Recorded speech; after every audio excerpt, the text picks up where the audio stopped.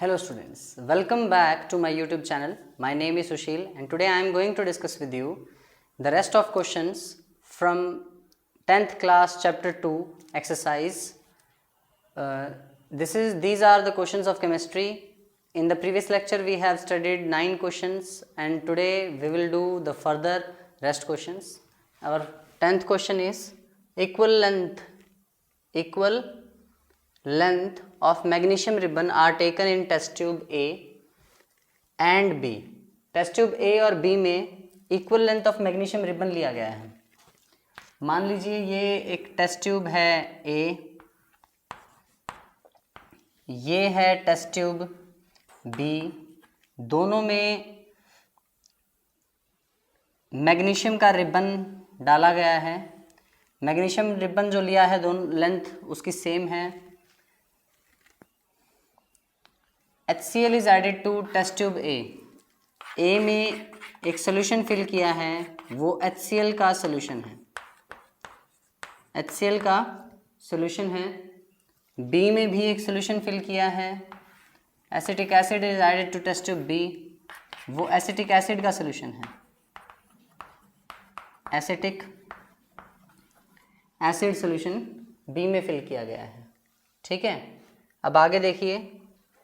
Amount and concentration taken for the both acids are same. दोनों में amount और concentration acids की same ली गई है.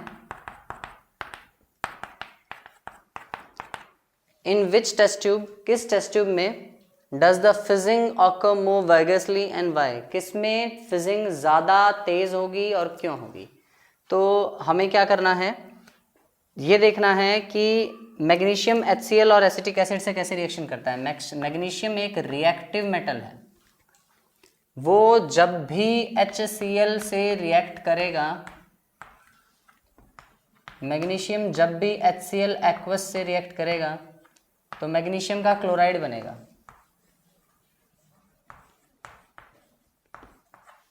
मैग्नीशियम का क्लोराइड बनेगा. मैग्नीशियम के क्लोराइड का एक्वस सॉल्यूशन प्लस यहाँ से हाइड्रोजन गैस रिलीज हो जाएगी, जिसके कारण ये फिजिंग हो रही है. हाइड्रोजन गैस के कारण फिजिंग होगी. ऐसे ही एसिटिक एसिड, ये भी एक एसिड है, CH3COOH, और एसिटिक एसिड का एक्वस सॉल्यूशन लिया गया है. जब ये मैग्नीशियम सॉलिड से रिएक्ट करेगा तो मैग्नीशियम मेटल एसिड से रिएक्शन करके यहाँ पर भी हाइड्रोजन गैस तो रिलीज होगी ही. ये तो डेफिनेट है ही कि हाइड्रोजन रिलीज होगी. साथ में मैग्नीशियम का एसीटेट बनेगा, CH3COO और Mg CH3COO twice. Magnesium acetate का एक्वस सॉल्यूशन बन गया. ये पूछा जा रहा है कि इन दोनों रिएक्शंस में जो हाइड्रोजन बन रही है ज़्यादा फिजिंग कौन करेगी. तो ज़्यादा फिजिंग ये वाली हाइड्रोजन करेगी, क्योंकि ये HCl से बनी है. HCl एक स्ट्रॉन्ग एसिड है, वो जल्दी से टूटेगा और जल्दी टूट के ज़्यादा से ज़्यादा हाइड्रोजन आयंस देगा. रिएक्शन रैपिडली होगी, ज़्यादा अमाउंट ऑफ हाइड्रोजन बनेंगे. जबकि CH3COOH एक वीक एसिड है. ये एक वीक एसिड है, जबकि ये एक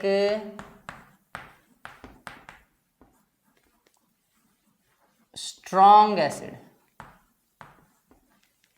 ये वीक एसिड ज़्यादा अमाउंट में हाइड्रोजन रिलीज नहीं करवा पाएगा.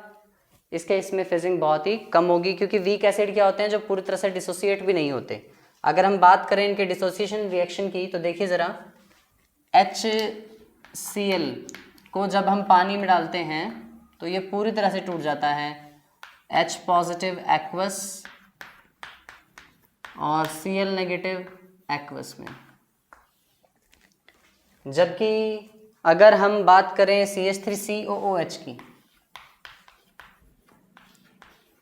CH3COOH, जब इस एसिटिक एसिड को हम पानी में इसका सोल्यूशन प्रिपेयर करते हैं, एक्वस सोल्यूशन इसका हम लेते हैं, तो ये पूरी तरह से नहीं टूटता. इसके लिए डबल हेडेड एरो आते हैं. डबल हेडेड एरो का मतलब ये है कि इसके जो आयंस बनेंगे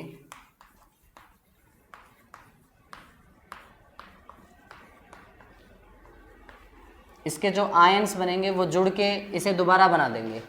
ये एक वीक एसिड है, ये पूरी तरह से डिसोसिएट नहीं होता, और अगर ये पूरी तरह से खुद डिसोसिएट नहीं हो रहा तो हाइड्रोजन गैस जो बनेगी वो बहुत ही कम अमाउंट में बनेगी, ना के बराबर बनेगी, जिसके कारण फिजिंग भी कम होगी। हालांकि HCl पूरी तरह से डिसोसिएट हो रहा है, स्ट्रॉन्ग एसिड है, तो हाइड्रोजन ज़्यादा बनेगी। आपको लिखना क्या है आंसर में, आपको ये लिखना है HCl being a strong acid. HCl एक स्ट्रॉन्ग एसिड है। HCl being a strong acid dissociates completely, and when it reacts with magnesium metal, magnesium chloride and hydrogen gas in sufficient amount is released. But CH3COOH, ethanoic acid or acetic acid, is a weak acid. It does not dissociate completely. ये reactions लिख देना. It does not dissociate completely. So when it reacts with magnesium, no doubt hydrogen will be released, but the amount of hydrogen will be very, very small. So fizzing will be very low. So more fizzing will occur in the case of HCl and magnesium, not in the case of acetic acid and magnesium. ये आपका answer है। ठीक है, अगला question देखते हैं अब हम। हमारे नेक्स्ट क्वेश्चन में लिखा है कि फ्रेश मिल्क हैज pH 6। जो फ्रेश दूध है उसका pH 6 होता है। How do you think the pH will change as it turns into curd? pH कैसे चेंज हो जाएगा जब वो दूध दही में बदल जाएगा? देखिए, अगर हम pH स्केल को ड्रॉ करके देखें, बीच में 7 होता है, यहाँ 14 और यहाँ 0। फ्रेश मिल्क का pH 6 है।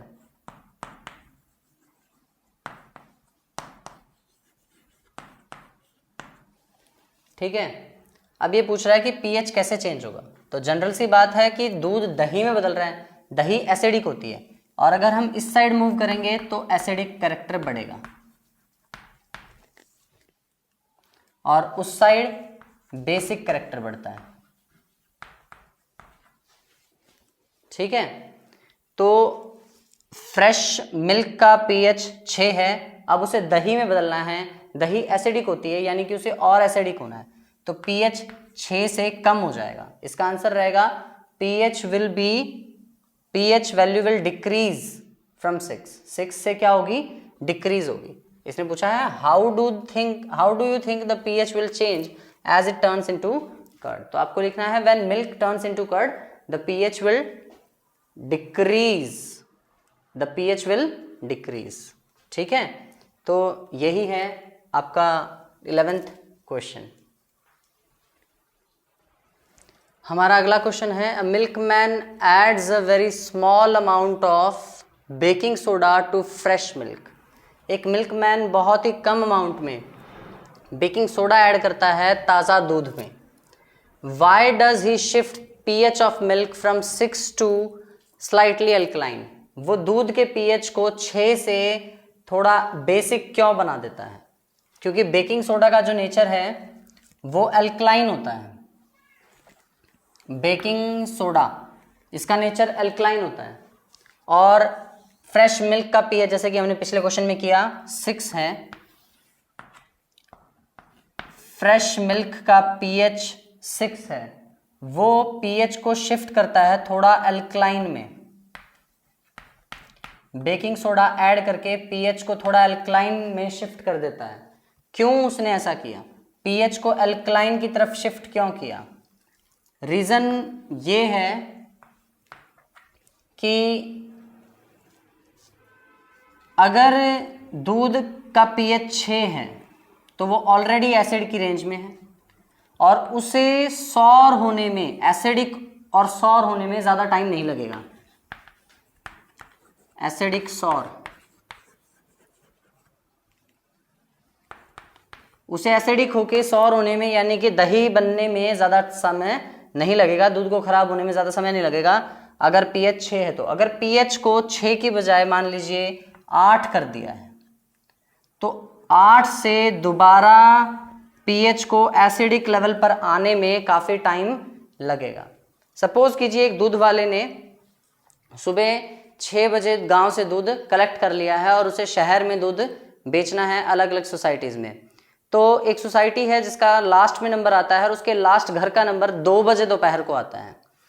दूध वाला उस दूध को लेके इतनी गर्मी में घूमता है और फिर वो दूध जाके डिलीवर करता है 2 बजे किसी के घर पर, तो वो दूध तब तक खराब ना हो बिना बॉईल किए, तो इसीलिए वो उसमें क्या ऐड कर देगा, थोड़ा सा बेकिंग सोडा ऐड कर देगा, जिसकी वजह से दूध के जो खराब होने का टाइम है वो थोड़ा बढ़ जाए। अब वो 2 बजे खराब नहीं होगा दूध, हो सकता है अब वो रात को 8 बजे तक अगर बॉईल ना करे तब जाके खराब हो। उसने क्या किया, पीएच को 7 से 6 से गिराकर पीएच को 6 से बढ़ा दिया बेकिंग सोडा डाल के।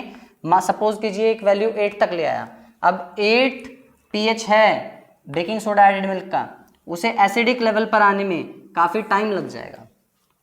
Why does he shift the pH of milk from 6 to slightly alkaline?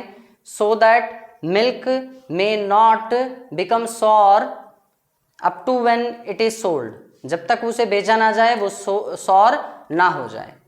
And why does this milk take a long time to set as curd? This milk will take long time to set as curd because now this milk has become basic or slightly alkaline due to addition of baking soda.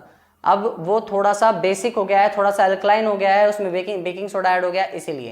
And now it would take more time for a basic milk to become acidic as curd.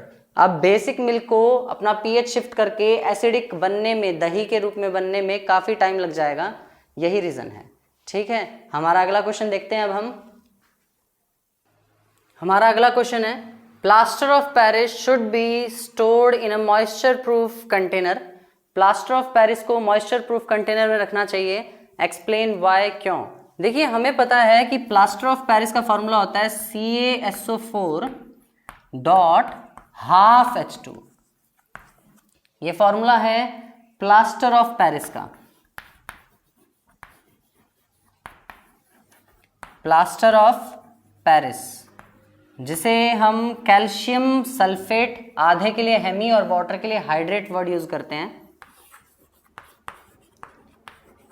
Calcium sulphate Hemy hydrate, ये है plaster of Paris. जब हम इसे moisture के contact में आने देते हैं तो ये मॉइस्चर में से 1.5 मॉलिक्यूल वाटर को अपने क्रिस्टल्स में बढ़ा लेता है। अभी इसके पास सिर्फ हाफ मॉलिक्यूल है, अगर ये 1.5 मॉलिक्यूल को और बढ़ा ले, 1.5 मॉलिक्यूल को और बढ़ा ले, तो ये हो जाएगा CaSO4 डॉट 2H2। देखिए 1.5 और आधा, 2 पानी के मॉलिक्यूल्स हो जाएंगे, जो कि कहलाता है calcium sulphate dihydrate. Calcium sulphate dihydrate. और इस कैल्शियम सल्फेट डाइहाइड्रेट को हम जिप्सम भी कहते हैं।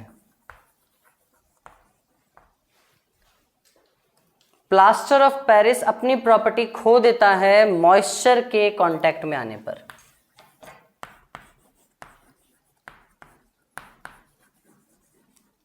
मॉइस्चर के कांटेक्ट में आने पर ये अपनी प्रॉपर्टी खो के जिप्सम बना देता है, इसीलिए इसे स्टोर करना चाहिए मॉइस्चर प्रूफ कंटेनर में, ऐसे कंटेनर में जहां पर मॉइस्चर ना हो, जिसमें मॉइस्चर एंटर ना कर सके।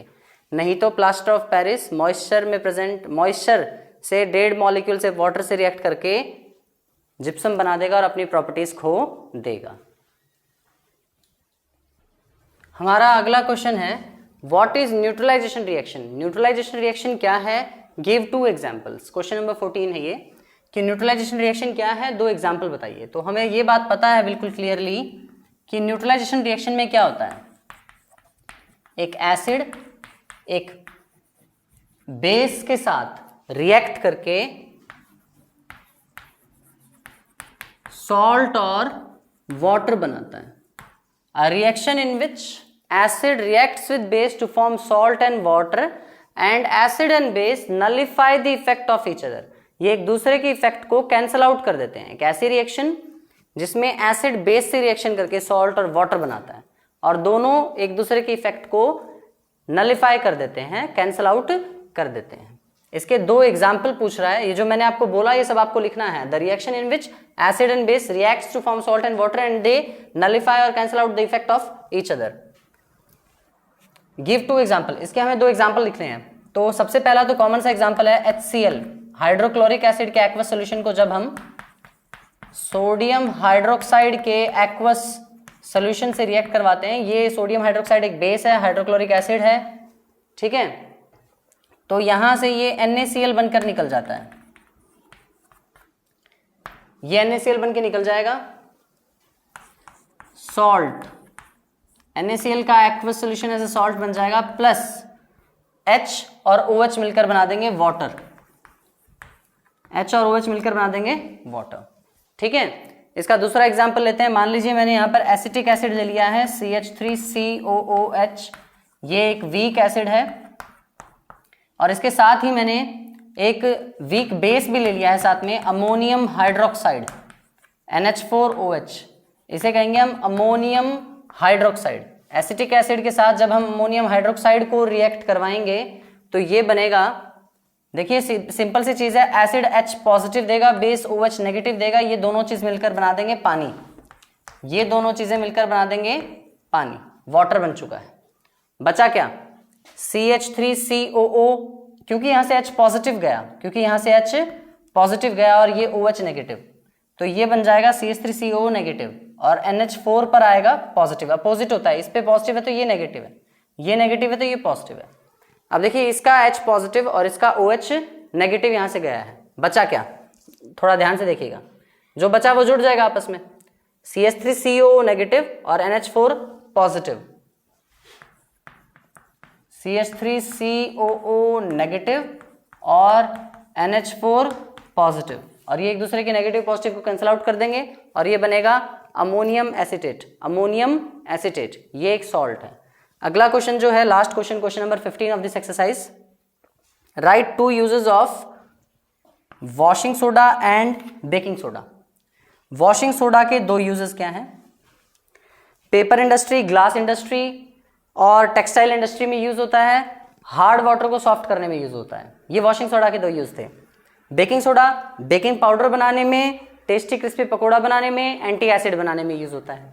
एंटा एसिड बनाने में, टेस्टी क्रिस्पी पकोड़ा बनाने में और बेकिंग पाउडर को बनाने में यूज होता है बेकिंग सोडा। और वॉशिंग सोडा का यूज है टेक्सटाइल इंडस्ट्री, पेपर इंडस्ट्री और ग्लास इंडस्ट्री में यूज होता है। वाटर की हार्डनेस को दूर करने के लिए यूज होता है। तो ये हमारी पूरी एक्सरसाइज है चैप्टर नंबर 2 की। आई होप आपको समझ में आई होगी। इसको कंप्लीटली लर्न करें, राइट करें और अगर कोई डाउट है तो कमेंट सेक्शन में डालकर पूछ लें। Thank you.